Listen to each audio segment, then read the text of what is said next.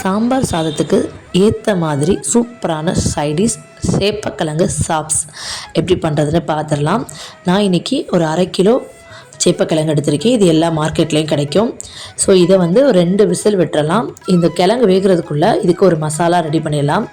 Mixie ஜாரில் கொஞ்சமாக தேங்காய், தக்காளி, இஞ்சி, ஒரு 4-5 பூண்டு, வெள்ளைப்பூண்டு, கொஞ்சமாக சின்ன வெங்காயம், சீரகம், ஏலக்காய், பட்டை, ஒரு துண்டு கிராம்பு, கொஞ்சமாக சோம்பு, கொஞ்சமாக கசகசா, காரத்துக்காக மிளகாய்த்தூள், மல்லித்தூள், கரம் மசாலா, கொஞ்சமாக சால்ட்டு போட்டு இதை நல்லா அரைச்சி எடுத்துக்கலாம். ஸோ அதுக்குள்ளே இப்போ நமக்கு கிழங்கு வெந்து வந்துருச்சு. கிழங்கு இப்படி தான் இருக்கும்.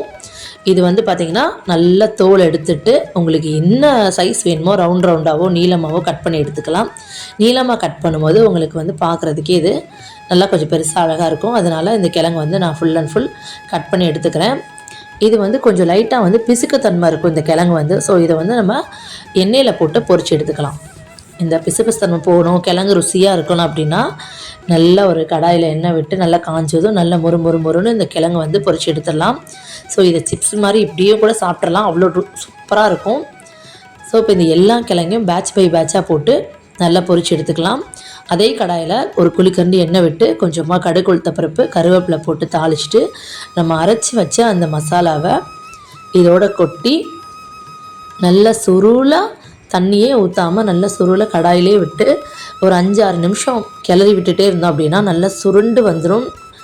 திக்காக நல்லா சூப்பராக சுருண்டு வந்துடும். இந்த மாதிரி சுருண்டு வந்த இந்த மசாலாவோட நம்ம பொரிச்சு வச்ச இந்த சேப்பக்கிழங்கு அப்படியே கொட்டி நல்லா பெரட்டி எடுத்தோம் அப்படின்னா சூப்பரான சேப்பக்கிழங்கு சாப்ஸ் வந்து ரெடி ஆயிரும். இதை வந்து நீங்கள் எல்லா சாப்பாட்டுக்குமே வச்சு சாப்பிட்லாம், அட்டகாசமாக இருக்கும்.